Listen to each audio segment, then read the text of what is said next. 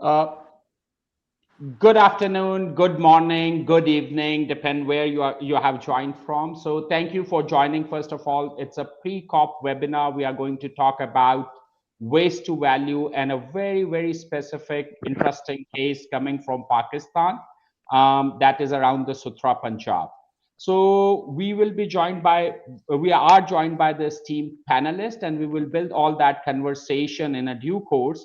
But before starting the conversation, just for the audience to set the context, we will use a couple of slides to provide you a little bit background why we are talking about waste to value and why we are looking at Sutra Punjab as one of a case study. Meanwhile, you can put your comments, your questions on in the comment section, and our team will be picking it up.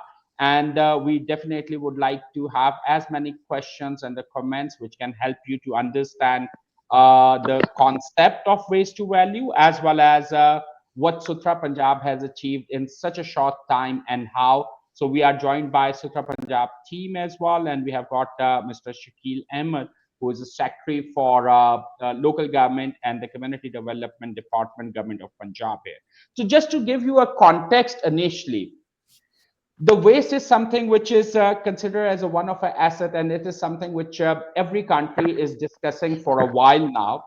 But to really execute that from a door-to-door collection to bring it to a one common site and guaranteeing that kind of supply where the waste can be converted into a valuable resource, either energy or whether we talk about the recycling, we talk about the material recovery, or we talk about the composting. The whole idea is that the waste is no more a waste if it's structured properly, if it's collected properly, and it can be put to a proper process to create that kind of value. So to just give you a context around it, the waste to value and why we pick up the Sutra Punjab, you need to understand the overall context. Punjab in Pakistan is the one of the largest province with almost $225 billion GDP, and with the population over 127 million people living there, 45,000 industrial units. If I can request panelists to go on mute. Meanwhile, we are running a session, so I'll invite you as I'll ask the question. So we are hearing some background noise there. And then every year we are consuming in Punjab somewhere like 70,000 gigawatt per hour per year.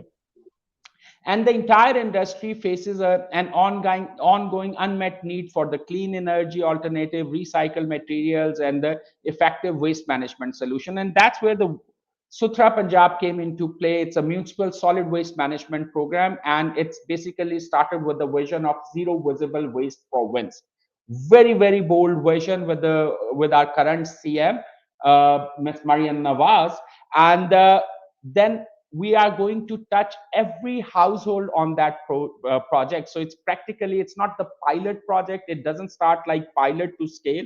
It started with a certain scale since its inception, and in 7 to 8 months, the some concept which were just the concepts and the ideas, they were actually on ground executed, and the people have seen that change. So that's a change which people or citizens have experienced. But at the same time, now investors are looking at the opportunity when such a big supply and a consistent supply of waste available, what we can do next. And the waste to energy, recycling, composting, carbon credit, everything is up for discussion.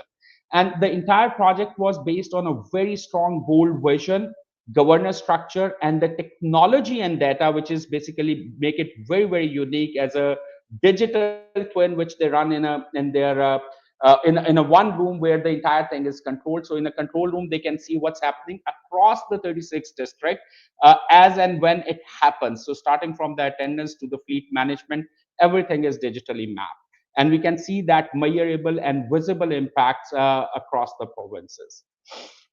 Just to give you a little bit context around the scope and scale, so there are 128,000 people who are working right now, 50,000 plus container, 24,000 vehicle, 36 district, and 21 million metric ton waste which is collected every year. It's such a huge volume, and you look around that when you're talking about the province like Punjab with 127 million people, you can well imagine how it's touching the life and changing the life at the same time, how the business community and the people who have got a small businesses around that, when they see a clean street or they see the environment which is now much more cleaner as compared to what they used to experience in past, so it has changed their perspective how the solid waste management program should be run in Pakistan or in the region or around the world. So just to give you the roadmap, and this roadmap is now very much confirmed specifically what we have seen in the last 8-9 months in terms of the collection, the full door-to-door collection and 57,000 ton per day collection of that waste and bringing it to the landfill site or temporary collection site. The next is to start putting that waste into use and creating the energy project or creating a compost hubs or material recovery facility, a supply of waste as well, and landfill with the gas extractions. I think all these projects now becoming very viable and very practical, given the commitment we can see from the Sutra Punjab and the government of Punjab, but practically on a waste management. And going forward, we also see a roadmap where the sorting acts source from a voluntary to the mandatory sorting and bringing more material recovery facility into play. And then it doesn't end here. So I think it's a one of a project which is very well planned in terms of how the supply chain should work in a hub and spoke model. And these hub and spoke model basically feeding the direct waste into the larger project, and they are small satellite units which are processing at a temporary collection site, and whatever the leftover that also goes to the large production site, whether it's an energy or composting or integrated resource recovery facilities. So this also make it very efficient in terms of the supply chain, as well as it reduces the processing time and help the SME and the large business together to see waste as an opportunity and bring certain value out of this one. There are certain projects which are recently gone through a pre-feasibility study. We are talking about the major project. So there is a project which is being proposed for the textile export zone as an industrial off-grid power. There is a project which is being studied as a again as an industrial off-grid power project in the sports and surgical tools export zone. There's an integrated recovery hub project, and then the composting facility within the agriculture zone. And then there's a waste supply as an energy feedstock for the fertilizer industry based on a certain characteristics and the waste characterization which is studied in those areas. And all these projects are generating a positive IRR and a decent payback period. So when we look at the overall structure, we see waste as a value, and there is a viable, financially viable projects which can be explored further alongside with the Sutra Punjab team. And just to look at that, the success factor, number one, we have seen already a success in a Sutra Punjab in door-to-door collection mechanism, where the private sector is being engaged in terms of the transportation as well as in the different services, and their entire KPI, it's a very KPI driven, and system automatically calculate their performance with the least human interaction, the payment processing, the invoice processing, as well as the complaint handling. Everything comes through the system, and that brings a lot of transparency and reduce a lot of inefficiency within the system, where the people have to go through a different process and department to department to get the invoicing as well as the payment process there. So the private partners are happy, the public is happy there, and this creating a next level of opportunity in terms of how that waste should be further put in the processing and create a overall value either in terms of energy or material recovery side. So this is the overall context which we are going to use to build our conversation here. So today, the first I will like to invite Mr. Shakeel Ahmad Mian, the Secretary, Local Government and Community Development Department from Government of Punjab, to really share the overall vision. And I think the most important thing is the scope and the scale they have achieved in such a short period. So how we can really reflect on that kind of the vision side of it and the execution side of it. Sir, Shakeel sir. Okay, thank you very much. And thank you again for the detailed intro on the Sutra Punjab project, and also highlighting some of the features of the project. Before coming to this initiative, I just wanted to highlight that because for all the participants of this conversation,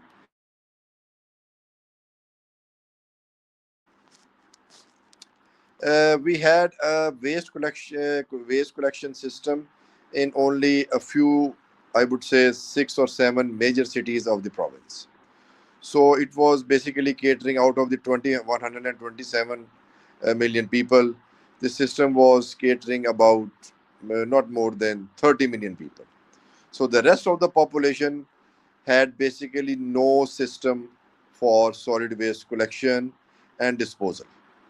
So, as a result, we had littered streets, littered roads, littered drains, and whatever free space people had near their residence, the waste would basically be dumped over that little space. So, when this government came in, and obviously it is our Chief Minister, Ms. Mariam Nawaz, and this problem had been under discussion at various forums already. That what we should do about these problems, because with increasing population, increasing urbanization, this problem, this issue of solid waste was getting, I would say, graver and graver every passing day. So when this government came into power in 2024, this was one of the major, I would say, the first steps that they took. And the idea was basically to have a system which would cater provision of solid waste services to all across Punjab, all villages, all urban centers, big and small, so that we had to have a system to collect waste and dispose it at a pre-designated site. So this was the problem, and I would here admit that as a, you would say, the part of the bureaucracy, me and my other colleagues, we were of the view that we should pilot this project and see its result for maybe 1 or 2 years, and if we are comfortable, then we would should roll it out. But the proposal was discussed with the chief minister and his cabinet and her cabinet, and there it was decided that no, we don't have that much time to pilot this, because already we have been providing these services to 6 or 7 major cities. So that pilot part is already being done. So we need to learn from whatever we are doing and implement it all across the province in one go. So the model is, it is basically, it is being controlled at a central, at the provincial level, but the operations are decentralized at the sub district level. In Punjab, I would say that there are around 36 districts, and a district is an administrative unit, and then there are 3 to 4, depending upon the size of the district, 3 to 4 sub districts, and here we call them as tehsils. So tehsil is the place, or the sub districts is the place where this model is being executed. The contract has been outsourced to a private sector company. It is being regulated, monitored, and supervised by the waste management companies. There are 10 waste management companies. And over the past, I would say, 8 to 10 months, we have come a long way from a very basic sort of a system. We have been able to convert it into a digitally empowered and digitally, I would say, supervised model. Although we have a physical two to three tier of verification system. There is a physical verification, there is digital verification, and all the different parts of the operation, from I would say, from the collection of waste to the street level, transportation of waste to a temporary intermediary collection point, and then from that intermediary or temporary collection point to the dump site. So all these different parts of the system, it is all digitalized. All the vehicles which are taking part, they are tracker based, and they have their set routes, that each vehicle has been assigned a certain route where it has to move and collect waste on its way, and then bring it to the temporary collection site, and from the temporary collection site (TCPs), we have big dump trucks which transport waste to the dumping main dumping site. And in this, I would say that, uh, as I mentioned earlier, that every worker is geotagged. His attendance is made through a facial attendance system. Tonnage is calculated on the dump side, where it is all the waste scale. It is linked with the central system, so we in Lahore are able to see every vehicle coming to a certain dump site, that how much tonnage it is being, how much tonnage it is bringing, and then disposing of into the landfill. In addition, as I mentioned earlier, that we have there are uh, the figures I need to be up. Let me update that the number of sanitary workers, it has now gone closer to 140,000 plus sanitary workers. So this is job creation as well.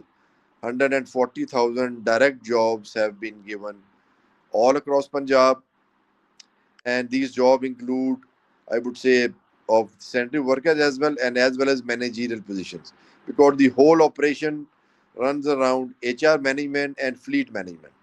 So this much effort has gone out, and we are collecting around 50,000 tons of waste every day, and every tonnage, every vehicle, and every sanitary worker, it is linked to the system, and it is being monitored on daily basis.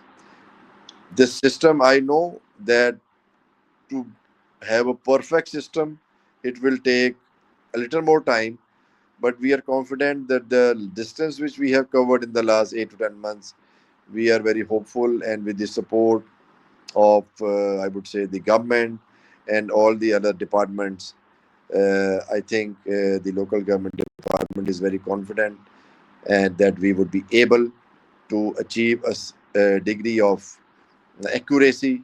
We would continue improving the system, and this is what we are going to uh, project and portray at the upcoming COP30 in Belém, Brazil. Much. Yeah. So this is a bit of the review of the project, and if there are any questions, any queries, I'm here to answer to those. Thank you. Yeah. Thank you, Shakeel. So I think you picked up in a quite in detail that how the project is conceived and delivered. And now you picked up on the digital side. So we have got luckily Babar here as well, the man who actually execute everything on ground and look at the operation on a day-to-day basis. Babar, the question we normally get once we talk about the digital twin around Sutra Punjab, the one thing definitely everybody appreciate the way it's capturing the data and information. But the bigger question always come back: how you manage to create that kind of adoption? Number one, and number two, at a grassroots level, how that smartphones are available or what technology you are using instead of smartphone to really capture all that information, including the attendance. So, what kind of challenges you faced? What kind of opportunity you have seen? So what has driven that significant adoption on the digital side? So you are a man on ground, so let the people know about the struggle and the opportunities and how you managed to navigate that. Okay, thank you, Sajjeed, and thank you everyone who has joined us. And the Secretary Local Government is also with us. So, Sajjeed, you have asked a very pertinent question, and I think first of all, I would like to mention that this whole journey, like Shakeel Saab mentioned, it was a roller coaster ride. It was not, now 9 months or 10 months down the lane, we are saying that we have built the world's largest waste management system, and we have built a system that is monitoring all the human resource, all the fleet, even the movement of the fleet, as well as the tonnage as well. But building that system, bringing in the private stakeholder into the system, creating a monitoring mechanism, creating digital payment system was a very tough job. And all these months we have been improving the system. The system that was initially built, it is being revised almost on daily basis. The key performance indicators, we are revising them on monthly basis as well. Even what should be the tonnage, these kind of debates are still going on. And from we get perspective from the operations, and then we have independent deputy commissioner offices at every district level, at every city level, who are monitoring the process. So this whole development of the process was a very challenging task, considering the local environment as well. And now, but I think the reason that the program is going successfully is that we are adaptive as well, and we are very flexible in that part. And things we all have, I think the top leadership is very clear about this, that yes, it is a new system and it is an innovative system, and we could not have built a perfect system at the beginning, and the system will keep improving itself. For the same reason, we are using artificial intelligence as well, and we have partnered with one of the premier universities of Pakistan, LUMS, their AI school, who is helping us identify the data loopholes, try to improve the system as well. In Lahore, we have already deployed that, which has resulted in massive savings as well. But coming to to your pertinent question, the technology, I think this also was very surprising for me, at least, that even in the rural Pakistan, rural Punjab, 2/3 of our population is residing in the rural areas, and in those rural areas, the adoption of technology has not been a challenge. So all the supervisors there are using these state of the art applications on daily basis, on many times in a day as well. So for every supervisor, there are various monitoring applications through which we keep a check on them, that they are visiting the area, how much time have they spent in their particular area, things like these. So we do give. So the application is simple enough that it is downloadable on a smartphone, and from the smartphone everything is linked. You know, the attendance for the vehicles, I think again the adoption was very quick. And even in the far flung areas, we have tracking companies that are tracking every vehicle and generating AI based reports, telling us where the issues are, or where the vehicles have failed to cover the area, things like these. So this adoption was very surprising. So far, we don't face many challenges as far as adoption is concerned. But at times there is an internet challenge, some operational issue does cause a small break in fetching the data. But overall, I think this has been a smooth process. But the whole the whole process, uh, packaging the whole process and then improvising it is a tedious task. And just imagine that you have 30,000 vehicles, and you have 130,000 people who are performing the job, and the operation is at such large scale. And there are thousands of containers, there are temporary collection points, all those. Even when every container is cleared, that data is entered in the system as well automatically.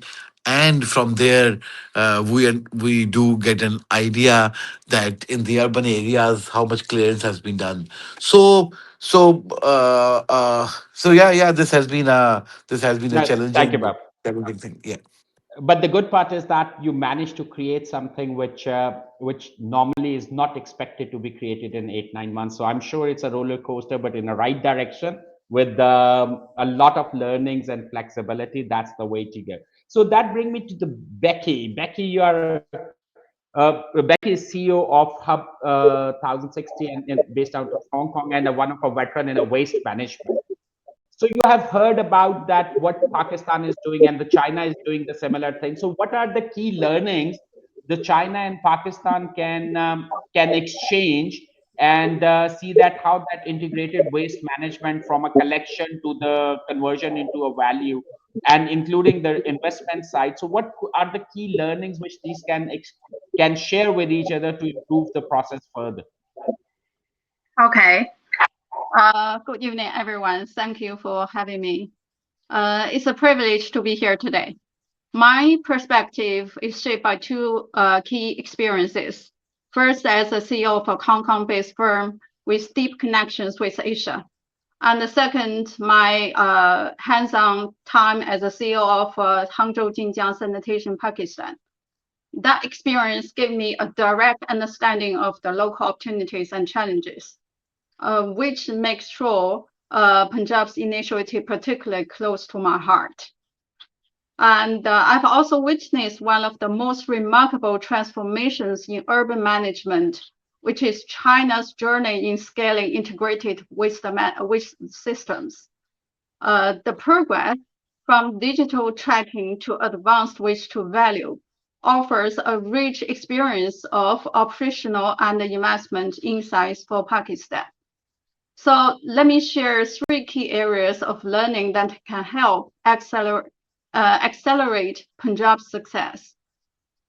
First, and fundamentally, is the optimization and public-private partnerships.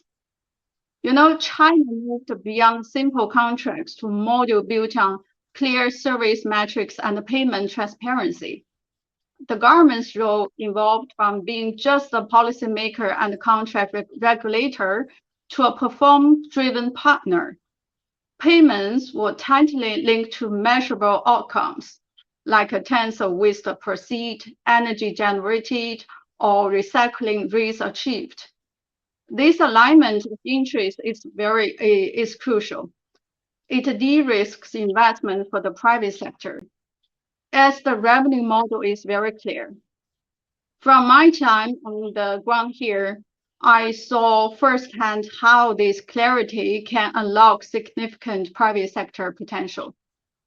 So for Punjab, establishing such transparent, performance-based contracts from the outset will be bedrock that attracts high-quality long-term investment. And secondly, you know, no technology solution can work without addressing the human element. China learned this, and its universal truth. A critical lesson was the focus on waste segregation at sources. But this is not just about distribution different color bins. It requires a parallel, massive investment in citizen education and creating incentives for compliance. You know, in many Chinese cities, public awareness campaigns were widespread. More importantly, they integrated behavioral incentives, such as redeemable points for proper segregation. This transforms citizen participation from a chore into a tangible, rewarding activity. So for Punjab, this means the operation plan must budget for and prioritize communication as much as infrastructure. Educated and incentivized populations reduces processing cost and increase the quality of recycled materials, making these entire systems more viable. And finally, technology. Technology and innovative finance are the engine that drives modern waste management. Chinese cities deployed smart technologies like digital tracking of collection trucks, sensor in bins to optimize routes, and the data dashboards, etc. A lot, you know, different kinds of technologies that increase massive operational efficiencies. So for Punjab, the insight is to embed technology and innovation finance in the strategy from day one. I think it's very important from the beginning. And use data to guide operations and explore dedicated financial instrument to build a sustainable, not a subsidized system. So in conclusion, the success of Punjab can be accelerated by drawing on these interconnected insights, forge transparent partnerships, empowering an educated citizenry, and leverage smart data-driven systems. So that's my answer. Hope you understand No, what I said. thank you, Becky, and thank you. It's a very good insight, and luckily, what I have seen in a Sutra Punjab, a lot of that digital integration is already there, and the public-private partnership on an early stage, like from a door-to-door collection and transportation, that is also automated in terms of the invoice calculation, and the payment mechanism is also on the way to go totally automated. So I think there are a lot of learning which they have already incorporated, and that flexibility and the constant adaptability that help to really deliver something in such a short time. So definitely there's a more information and the knowledge sharing, something which is required, because when we talk about the closest examples, so I think something which is happening in China, there's a lot of learning which Pakistan can replicate, and also on the partnership side as well. And that bring me to Mr. Fu. Mr. From a knowledge sharing we are talking about, and the operational excellence we are talking about, but there's another type of partnership which is very much driven under the CPAT, as well as the initiative in terms of the investment, and you being leading that in a Park China Investment Company Limited. So how you see, what are the priority and how you prioritize the projects under CPAT, and how you see the criterias which can be used here to really direct or some of the investment towards the Sutra Punjab waste to value project going forward. So framework which you are using, that would be very helpful for our audience to understand how to interact with the projects under CPAC. Okay, thank you so much, Mr. Sajjeed, and hello everyone. Today I have so much honor to attend this discussion with everyone to share my comments on the waste to value. Actually, it's related to some green financing or some environment protection financing for the all the banks, commercial banks, and but. Our Pak China investment company is a DFI, the Development Financing Institution. It's also one of our mandates to supporting all those environmental protection products. But to be very briefly using one sentence to brief my key point is that every bank, every investor, they focus on the feasibility of this project.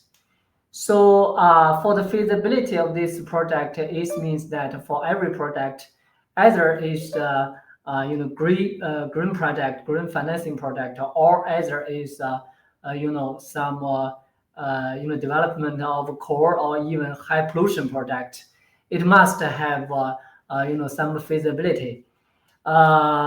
Actually, just like Becky just now introduced the Chinese experience, actually in China there is a big market for consumption of the waste. The consumption of the waste, because right now Chinese so many companies, they can manufacturing all the waste into different products. The plastic could be transferred, plastic bottles could be transferred into the raw materials for the textile. So the bones of a dog, the bones of a beef, the bones of lamb can transfer into the food of dog and cat, and also other manufacturing, including some medical things.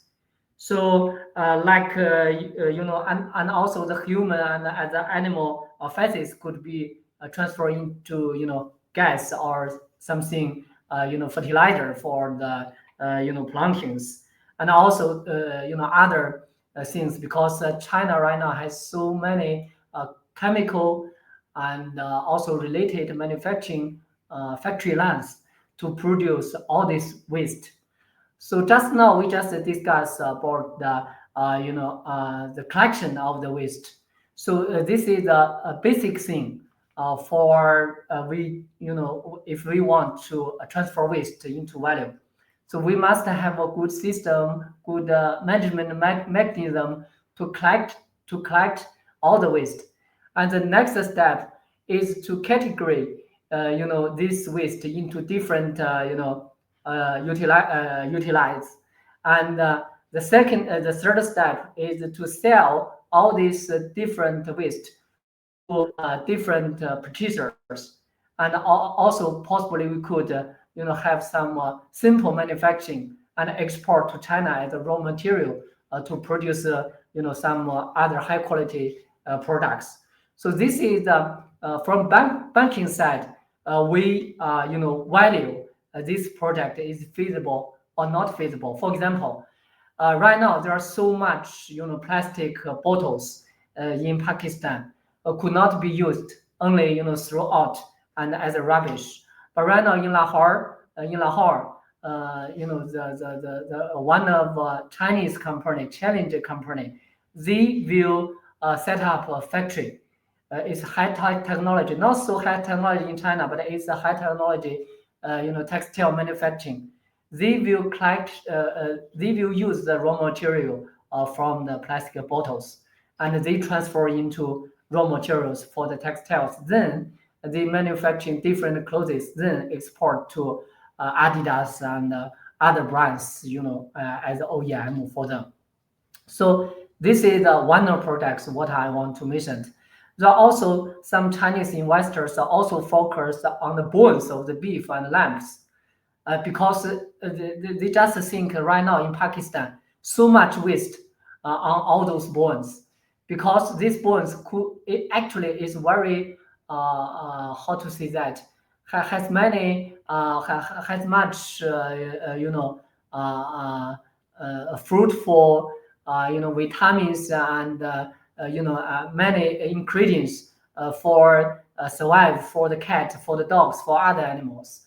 So if we could totally utilize, if we set up a factory to divide these bones into bone pills or bone powders, and then we use these bone powders and bone pills, export to China and for manufacturing the cat and also the dog food.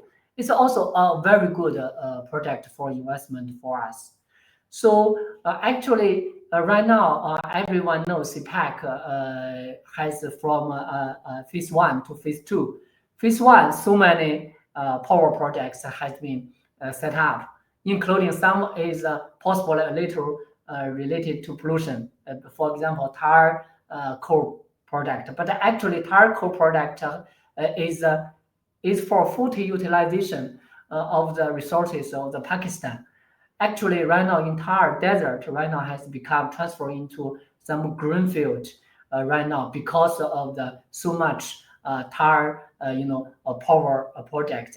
We could not classify these products as non-green products or even high polluted products. They also use green standards worldwide. Secondly, also CPEC big products, including hydropower, solar, products. They also belong into the green financing products. So the next step, we step into B2B, B2B, CPEC 2, business to business development for the SMEs and for the industry. So actually, the green financing, the green projects is one of very popular concepts, around the worldwide. So right now, Pakistan wants to broaden this business.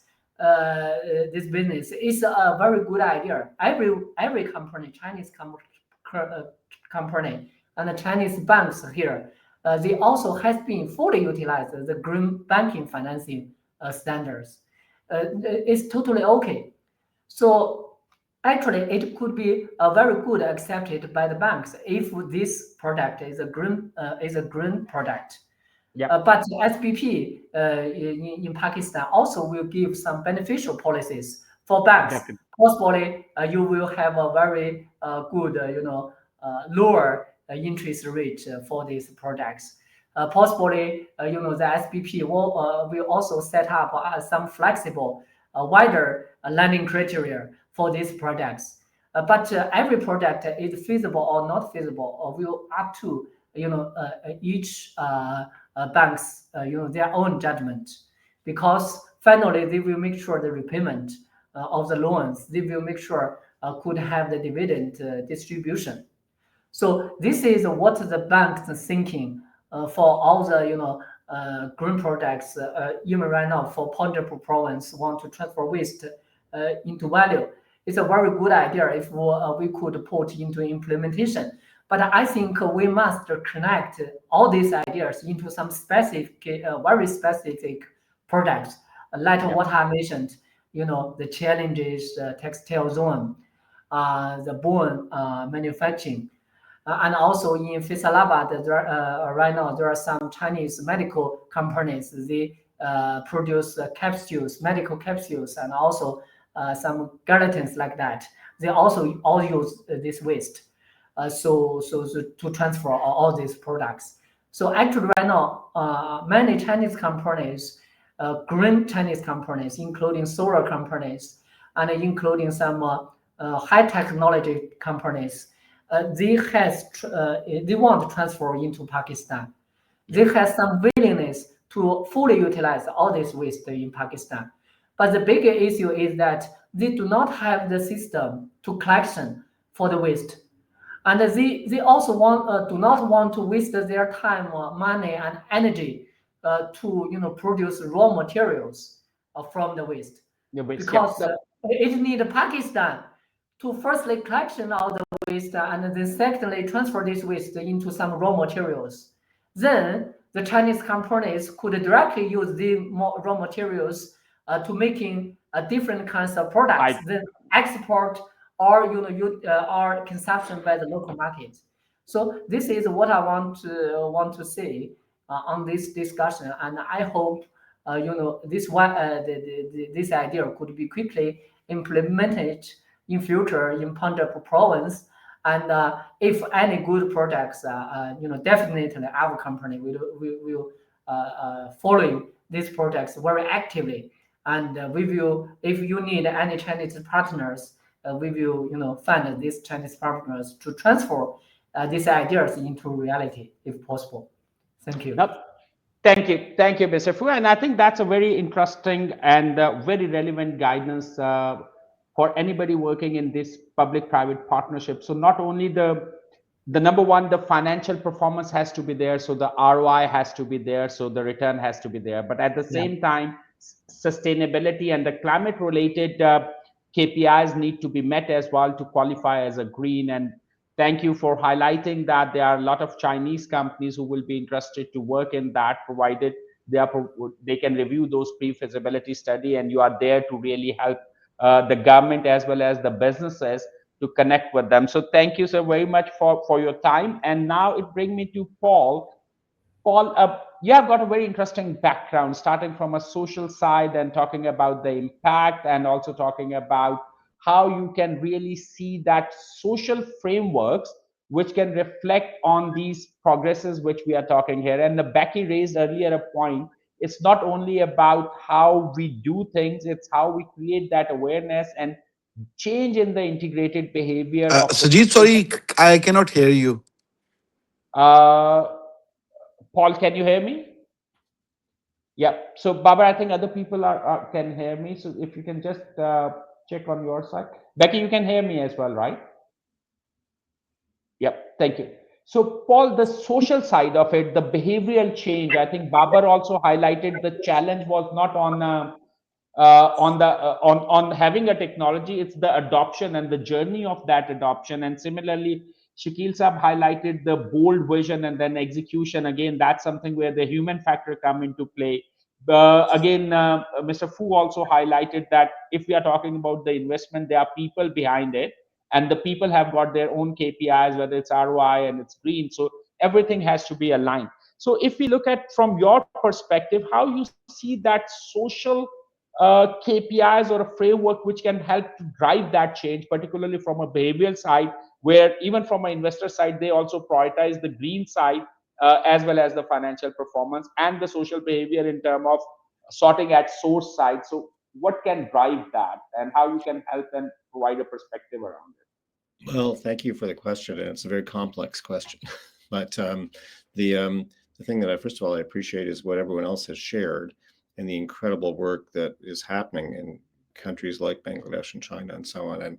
And I think that that there's a lot that here in Canada that we can learn from what you've done there for sure.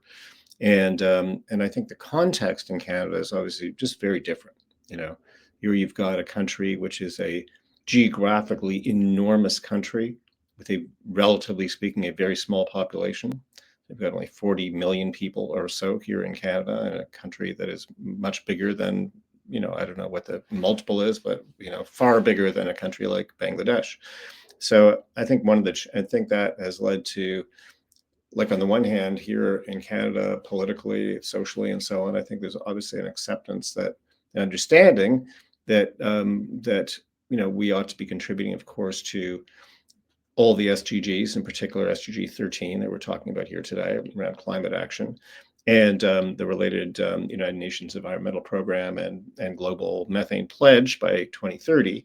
So you put that on the one hand. On the other hand, you've got an economy here, which is also still, the reality is sadly in many ways still very dependent on non-renewable energy from in terms of oil and the oil sands and so on. So you've got that, and then the other things that that have been, I think, maybe a barrier. And I'll come back to the social side. And I'm just thinking about what I've reflecting on what I heard from everybody else in terms of cost and risk and so on.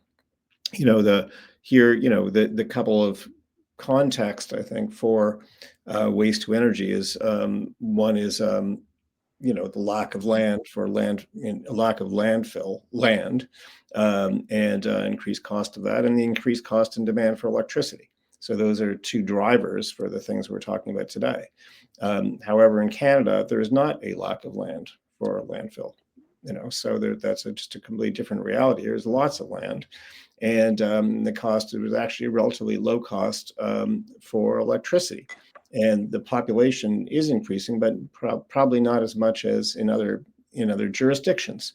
So you've got a fundamentally different situation, and that has led to what I think is, you know, from in terms of a waste per capita, in terms of municipal waste per capita in this country, is more than other comparable countries. And I think that in Canada, we look at comparables generally not like Pakistan or China, but more countries like maybe Japan or Sweden or other countries like that, you know. So I don't think it has been, I think the waste to energy, the economics of it have not been as conducive as in some other countries. On the one hand, on the other hand, you know, we've got a belief that we ought to be doing better in this area.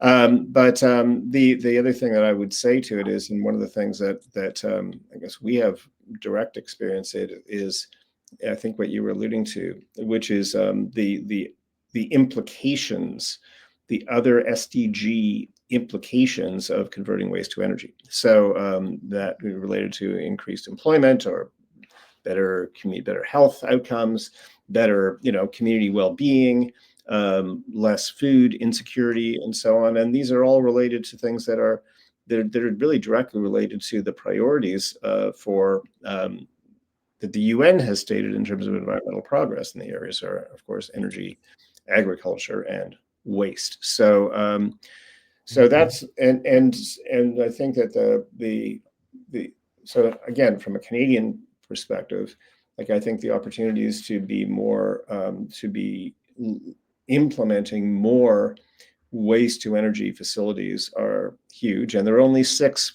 major facilities in Canada. I don't know if you know that. So that's all, and the scale of them is not nearly what they need to be. So we need to do more of that, and along with that, we need more and better data in terms of the cost effectiveness of this, and that's of course influencing the reasons why this makes sense, makes financial sense, and de-risks stuff and creates investment opportunities and everything else. And we also need more data related. So that's data directly related to waste to energy. But then there's also the things that are, as I said, the other implications of converting more waste to energy and making money off that. So those, as I said, so we need data, I believe, and I don't know if anyone else has this, around the degree to which this actually will contribute to better health. And if this is contributing to better health, that's creating more economic value because it's a lower cost public system in terms of healthcare and other things. If these are creating more jobs, we need to know that, because more jobs, of course, are creating economic value, especially in areas that are where there's a higher level of unemployment. Is this creating more, like food insecurity is an enormous issue, as I was saying. So this is actually contributing to better agricultural outcomes, and therefore less food insecurity. Like one of the things that it's a very promising example of, again, when I think about, you've all shared some incredibly, the scale of what you've shared is amazing. One of the great innovation that we personally have been involved with at Impakt, at our organization, is tied into all this, which is I don't know if you're familiar with a Canadian global food manufacturer, agricultural company called McCain Foods, the world's biggest manufacturer of potato products, French fries, and so on. Well, we helped them to develop something called Farms of the Future. And and the first one is here in Canada, the second one is in South Africa, and the third one is, I think, in India, going to be in India. And these are kind of a reinvention of agriculture to be 100% sustainable. And so as part of that model, we've built into it a waste to energy component of it, and also built into it ways to measure this related social outcomes of farming, basically.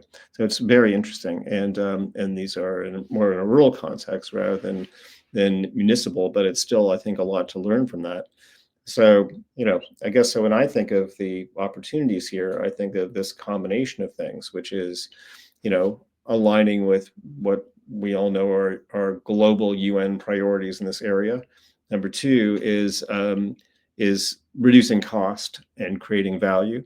And again, and everyone's context is different. In Canada, maybe that's a little bit more different right now. But as new technology gets implemented, and we'll be able to adopt that maybe better than we have now. And number three is the data related to the secondary implications of more waste to energy initiatives, which are, of course, at a societal level, hugely valuable, probably as valuable or more, in fact, than the direct waste to energy component itself. So I hope that gives you a little flavor of what's going on here. Now, thank you, Paul, and definitely it gives the second stage. I think when we talk about that, I think the biggest hurdle where the Sutra Punjab basically came out a big winner in such a short time, really closing the first loop to collect the waste from door to door and bring it to the landfill site. So I think what they have done so far is to ensure or guaranteed the supply for the next stage, which is how we going to use the waste from a value perspective, for agriculture, for energy, for composting, for material recovery, for pet food, like Mr. Fu also referred, because there's a lot of different characteristics there. So I think we are maybe in another 5 minutes we will be closing this one, but I just want to reflect a couple of comments which we are seeing here. Number one, I think that's for Shakeel Sahib and Babar, that how this initiative can be replicated to other cities. What does it take to really replicate that to other cities or other provinces?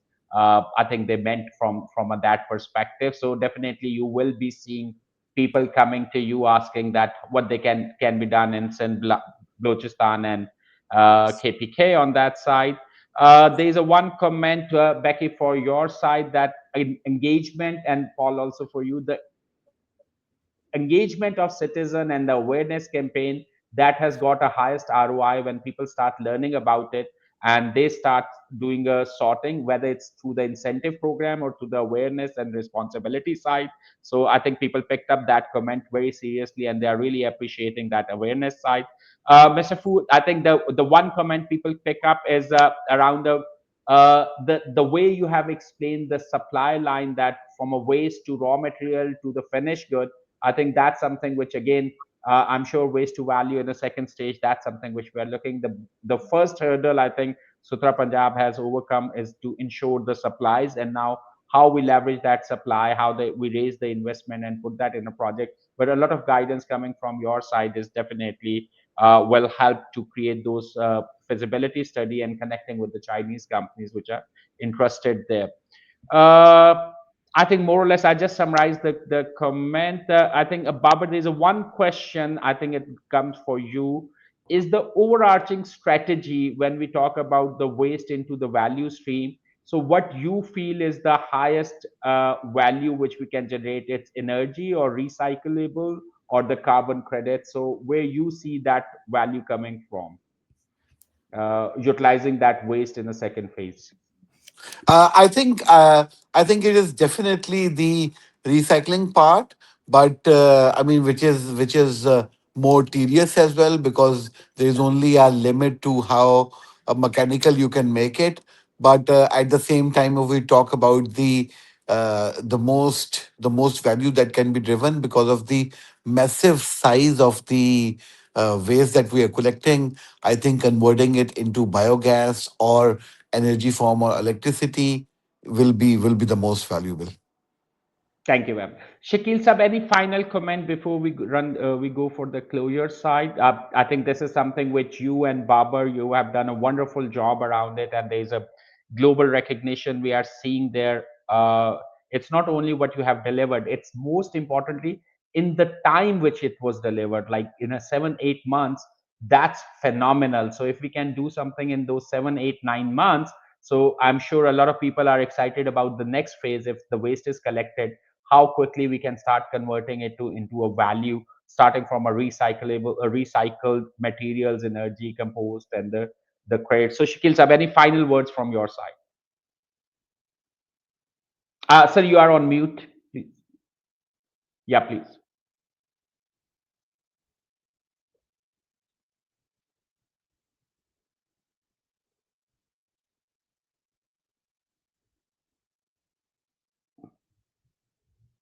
Sir, I'm not sure if we can hear. Paul, can you hear Shakil Sab? No. No. Yeah, Shakil Sab, I think you are a little away from the mic.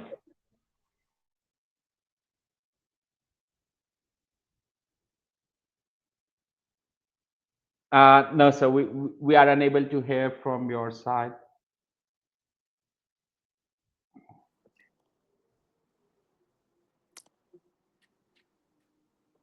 No. Babar, if you can have any closing remark on behalf of Shakil Saab, unfortunately we Yeah, are unable. yes. Uh, I think it might be the mic. But oh yes, first of all, thank you very much, Sajid. We're very thankful all the participants. I think we were able to gain a lot of meaningful insights, and we're looking forward to have this conversation again. And Sajid, let's keep doing this. My comment would be that we, I think, after a lot of hard work, have reached a point where we are collecting and monitoring 50,000 tons of waste on daily basis. And now the challenge is how to convert this into resource. Value. And we are looking for partnerships, we are looking for collaborations, we're looking for all the assistance, also the investments. So there are multiple avenues for anyone who wants to collaborate with us. So we're looking for partners, and that should be my final comment as well. That come join us in this journey of making Punjab clean. Now, thank you, Baba. Great message. And Becky, thank you very much for joining, and I'm sure you will continue to we will keep that dialogue open. We would like to get more guidance as well as share what government of Punjab has achieved as well, and start learning and improving it. And like Babar earlier mentioned, the flexibility and adaptability they have shown in learning, and that's what the key reason they managed to create that success in such a short period. Mr. Food, thank you very much for your advice, and we will be keep coming back to you for partnerships, for investment advice, and how we can engage Park China Investment Company Limited more and more in these green projects, and making sure that the criteria which we set for these projects feasibility that can be achieved. Paul, thank you very much for your perspective, as well as we will keep bothering you because of one of a thing which Becky highlighted, and that's also commented by the audience as well, the social change. So that social change can really help a lot in terms of how we think about waste, how we manage waste, and how we change those behavior. And finally, thank you very much, Shakeel sir, for joining us today and sharing the vision and the execution and the success story from Sutra Punjab.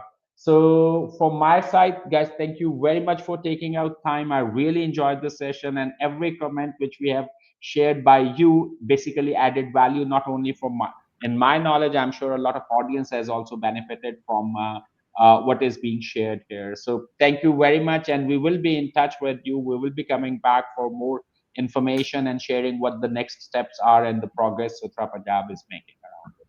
So thank you Thank very much. you. Thank you so much. Thank you. Thank you. Thank you. Bye. Thank you, Thank you, Becky. Thank you, everyone. Baba. Thank you, Shakeel sir. And thank you, audience. Thank you very much for staying